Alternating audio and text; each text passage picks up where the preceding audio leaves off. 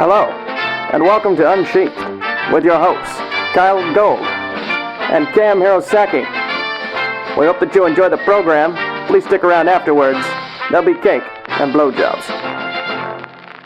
Hi, welcome to Unsheathed Presents number 3.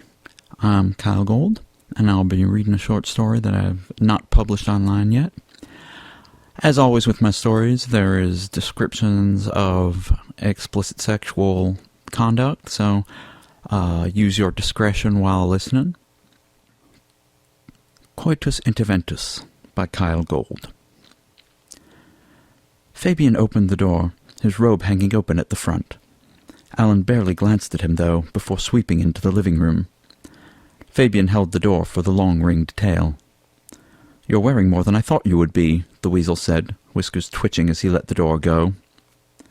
Alan glanced at the weasel's exposed chest and erection. "You might want to do that up," he said with a wave. "Into undressing now?" Fabian had only just gotten the robe cinched when he realized that not only was the door not closing, but more people were coming in. A stocky badger, a slender fox, and a spotted skunk, all dressed in jeans except for the skunk, who sported khaki slacks. They arrayed themselves beside Alan, and only then did the door close. "If I'd known this was going to be an orgy, I'd have brought more beer." Fabian folded his arms. "Of course we didn't expect drinks once sex was off the table," Liz, the badger, said. She hooked her thumbs through her overalls. "Off the table is the best place for it," the skunk said. "Unless you fall off," the fox added. "Brian, Lee," Alan said, "this is serious." "Oh," Fabian said, "it's serious. I should have guessed, since the whole junior brigade is here. Plus one soph." He inclined his head toward Alan. "So what is it? Would you like to sit down, or is that too casual?" The other three looked at Alan, Brian and Lee looking more amused than anything else. "We should all sit down," Alan said. Fabian chose the armchair, leaving the sofa for Liz, Lee, and Brian. Lee and Brian did their usual sitting close but not too close thing, as if they were fooling anyone. Liz looked as displeased to be here as she did to be anywhere. Alan didn't sit down, but when everyone else had, he strode back toward Fabian's bedroom. "Hey," Fabian said, but by the time he'd gotten up, Alan had already gone in. A moment later he reappeared, leading an otter who was struggling into a t-shirt, holding the rest of her clothes in front of her. "Sorry," Alan said. "You'll have to catch up with Fabian some other night." "Fab?" she said, pulling on pants over her panties. He glared at Alan. "Call me," he said. "I promise next time we won't be interrupted." She leaned over to kiss him on the nose on her way out, which gave him the opportunity to get a paw on her shapely chest. She giggled and waved at the whole crew on her way out. Only Lee waved back, until he caught Alan's look, and then he dropped his paw with a guilty flattening of his ears. Fabian leaned back in his armchair when the door had closed behind Celeste. "So what is this all about? Is it my drinking?" He picked up a beer can from the side table, shook it lightly, and then drank from it. "No, it's—" Alan looked to the couch. Liz was looking with either disgust or longing at the beer. Brian and Lee were looking innocently back at Alan. "Geez, guys," Alan said. "We were going to do this together." "No, you were going to do it together," Brian said. "And you're doing a terrific job," Lee said. "Please continue." Alan scowled, curling his long tail around his ankles. He turned his attention back to Fabian. "We think you have a problem with, well, sex." A laugh burst out of Fabian before he could help it. He took another swig of beer and chortled. "My dear boys, I think you could hardly have found something I have fewer problems with." "No, I mean—" The weasel waved at the door. "Did you not see the cute otter that Alan so rudely escorted out? She was naked just 10 minutes ago. As was I. I assure you I know how everything works. Now, thank you for your time, but you have a sex addiction problem." Fabian stared. All 4 of them were looking serious, though it was clearly difficult for Lee and Brian to keep from smirking. "I am speechless," he said. "We want to help you with it." The weasel raised his eyebrows again. "Oh, I see. One at a time or all together? And is Liz here to referee or take notes or—" "You stopped having sex with her," Alan pointed at the door, "because you thought you could have a quickie with me. You said, and I quote, 'I need a cock in my mouth right fucking now.'" Lee and Brian looked up at Alan. The ringtail folded his ears back. "You could have said you were busy." "Oh, hun, I don't take more than 2 minutes in your mouth. She was willing to wait." Alan glared. That's not the point. The point is—" Fabian addressed the others. "Are you really saying that none of you would pause in the middle of an extended tryst to get a quick blow from Alan?" "I wouldn't," Liz said. Alan cut off Brian's answer. "What about the time you missed an exam because you were having sex? You almost failed the class." Fabian put a finger to the side of his small, pointed muzzle. "Ah, Shayala, she was going back to Queensland the next day, and they don't make you retake a class for almost failing." "Well, what about the time you missed the flag meeting?" Lee broke in. "I thought we weren't going to use that one." "Yeah," Brian said. "I mean, we've all missed flag meetings." "Guys," Alan said, turning to them, "you're supposed to be helping." "We are," Brian said. "You have to make a strong argument. What about the time he ended up on the college TV network with that rhino?" "I knew you'd bring that up." Fabian pulled his knees up. "I was a freshman, and none of you were even here." "You passed out tapes when you first met us." Alan folded his arms. "Okay, but that's not about sex addiction," Lee said. "That's about having an exhibitionist streak." "More like a swath than a streak." Liz scratched the side of her muzzle. "You have to show that it's impaired his life in some way." "It has." Alan held his paws out. "He doesn't have a relationship. He doesn't have any job prospects because he's too busy getting tail." "Okay," Fabian said. "The job thing I'll give you, but I have all summer." "You don't have a relationship either." Liz spoke again. The weasel turned his attention to her. "Not to be indelicate," he said, "but if you could get laid on a regular basis, would you be so quick to lock yourself down?" Liz always looked irritated, so it was hard to tell if his remark had any effect on her. She grunted and folded her arms. Fabian turned back to Alan. "And what's so great about relationships? You should be able to tell me. What's this one, number 5? 6? Alan's tail lashed. "You almost got Professor Marchinson fired." "Like you've never blown a teacher to improve your grade." "You weren't even taking his class," Alan said. Fabian scratched his whiskers. "Wait, was Marchinson the ermine?" "He's a cougar." "Oh, him!" Fabian grinned, as much at the memory as at Alan's discomfiture. "Well, I did take his class a while back. We just had a nice standing relationship. At least he was standing." He leaned back. "So, you see, I do have relationships." Alan looked down at Lee and Brian. "Guys?" "I think he's winning," Lee said. "At halftime, anyway," Brian chimed in. "Let's see what the second half holds." Alan glowered. "You're missing the point of the intervention," he said. "To be honest," Lee said, "I'm not sure we ever really knew what the point was." "Mostly we came along because you said, 'Come help me talk Fabian out of ruining his life.'" Brian sat up. "And we didn't want him to ruin his life." The fox shook his head. "But his life seems to be going okay." Brian looked at Fabian. "I mean, you think it is, don't you?" Fabian spread his paws. "With the possible exception of the last 20 minutes. "What about friends?" Alan turned back to the weasel, his arms folded too now. With his black and white face and folded arms, he looked almost like a stretched-out Liz. Fabian looked around. "Well, sometimes they are a bit intrusive, I admit." "I mean," Alan said, "how many friends do you have that you haven't slept with?" The weasel looked around the room. He pointed to Liz. "I think that might be it." The playful grin on his muzzle didn't seem to put Alan in any better mood. "Do you consider us friends?" "Well, sure, honey." Fabian cocked his head. "Is that what you're worried about?" "I don't know if I consider us friends," Alan said. At that, all three of the people on the couch looked up. Lee's eyebrows were raised, and Brian's muzzle was tilted as quizzically as Fabian's was. "My dear," Fabian began, "and I'm not sure these three consider you a friend either."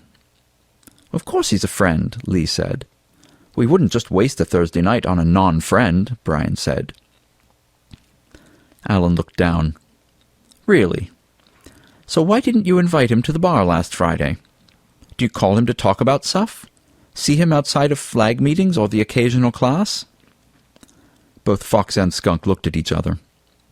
"At all, since you stopped sleeping with him?" "He's busy." Lee looked at Fabian. "And so are we." Brian kept his eyes on Alan. "It doesn't mean we're not friends." "You, Lee," Alan said. "Would you introduce him to Misha?" Lee fidgeted and didn't answer. Alan turned to the skunk.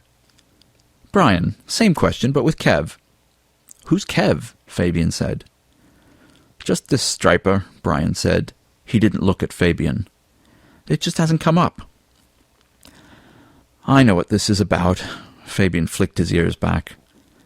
"This is about Terence." At the name, Alan's ears folded back. "It's not just about him," he said. "Who's Terence?" Liz asked.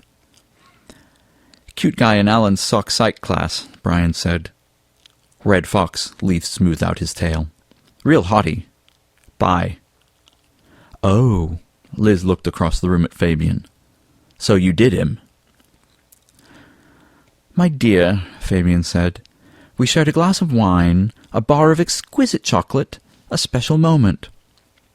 "After you knew I was going out with him!" Alan yelled.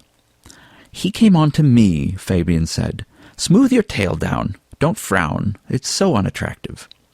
"Ha, right."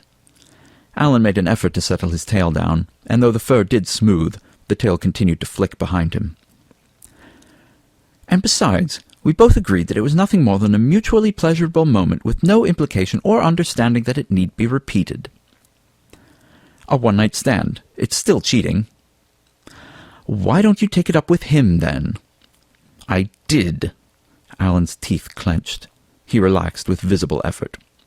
"We're working through some things." "Don't know why he told you in the first place," Fabian sniffed. "Because in a relationship, you don't keep secrets." "My dear, secrets make life worth living." "The point is, you've done it before. Remember when you and Ty had that big fight?" Fabian sighed. "There will always be people who want to ascribe more to casual sex than it warrants. Yes, sex can be part of a loving relationship. It can also be a meaningless, physically fulfilling night, or afternoon, or intermission. It is," he plowed on, even though Alan had his mouth open to rebut, "possible to have sex while in a loving relationship with someone you are not in the relationship with." He paused and turned to Lee. "Don't correct me." "Honestly," Lee said, "if they agreed they were going to be monogamous—" "I meant about ending a sentence with a preposition," Fabian said irritably. "And besides, he came on to me. I already said." "Yes," Brian said, "but you do have to admit that you have a way of getting people to come on to you." "Now I have magical powers, do I?" Fabian leaned back and raised an eyebrow. "It's just that it happens with you a lot," Alan said. "And after a while, you know, if there's a pattern, you look for the common element in the pattern." "So what am I supposed to do? Be less attractive?" Fabian laughed. "You could tone it down a little," Brian said. The weasel rounded on him. "You're one to talk." "At least maybe stop handing out those business cards that say, 'Purveyor of fine bed mountings.'" Lee giggled a little as he said it. "Free samples," Brian added, and they giggled together. "I'll have to get some of those made up," Fabian murmured. "Just be considerate of your friends," Alan said. I mean, think about them more than you think about your cock. I mean, he said loudly at Fabian's grin, don't fuck your friends' boyfriends. I suppose I can promise that, Fabian said. But look, what if I'm just in bed, minding my own business, half asleep, and someone slips in and starts something? I'm not exactly going to ask them to verify that they're not sleeping with one of my friends before I reciprocate. Does that actually happen to you? Fabian held up 3 fingers. 3 times this year. Alan's skeptical gaze turned wide-eyed. Do you just keep a key to your room by the fire alarm? In case of horniness, break glass, Brian said, sending himself and Lee off into giggles again. Even Liz cracked a smile. Never mind how it happens, Fabian said. But that's the most interesting part, Lee said. Alan threw his paws in the air. Honestly, he said, if you guys aren't going to help... Oh, don't be so hard on them, Fabian smiled. You've given me a lot to think about. I promise to do my best, and I'll try to be more discreet about the times I don't. Alan searched his eyes. Fabian did his best innocent stare in return, and finally the ringtail said, Just keep in mind, sex isn't forever. That's why I'm doing my best to enjoy it while I can. Fabian stood. But it's late, and no doubt you all have things you'd rather be doing. Liz, Brian, and Lee stood as well. We were thinking, Lee said, you could come out to the bar with us. Oh, how sweet, Fabian smiled. But I am rather tired, so I think I may just work off the excitement I didn't get to finish earlier, and then go to sleep. I'm not as young as you all anymore. Alan nodded. Well, thanks for listening. Oh, Fabian said, and thank you for taking the time out of your busy schedules. It means a lot to me. They started to file out the door. And Alan, I am sorry about Terence. But, forgive me for saying so, but he seems like the sort who would play around quite a bit. I figured you knew that. Alan nodded again, more jerkily. Thanks, he said. Just forget it, okay? I'll deal with Terence. He followed the rest out the door. Fabian closed it behind them, bolted it, and stood looking at it for a moment, chin resting in one paw. Behind him, the closet door creaked open. A small white muzzle poked out. Are they gone? A high voice whispered. Good and, Fabian said. And you knew that, or else you wouldn't have stuck that adorable nose out. He patted over and licked the Arctic fox's nose. I didn't know the guys cared so much about you. The fox stepped out into the room, shaking the cedar dust from his puffy white fur. He smoothed his paws down his naked sides. And I didn't know you're dating Lee. Fabian held a finger up and wagged it back and forth. Naughty, naughty, Misha.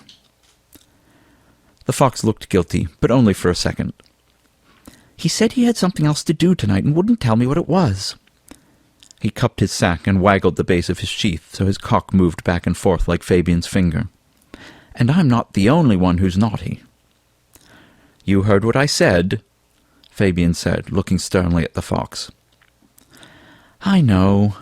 Misha dropped his paws to his sides. It's just, Lee's always hanging out with Brian, and he says they're not boyfriends like us, but I can't ever get time alone with him, so I don't think he thinks it's serious. Not that, Fabian gestured to the bedroom. I mean, wait till I'm half asleep. Oh, Misha grinned, grasped his erection, and stepped back into the closet. Fabian closed the door and slid out of his robe. Boys, he sighed, and padded into the bedroom to go to bed.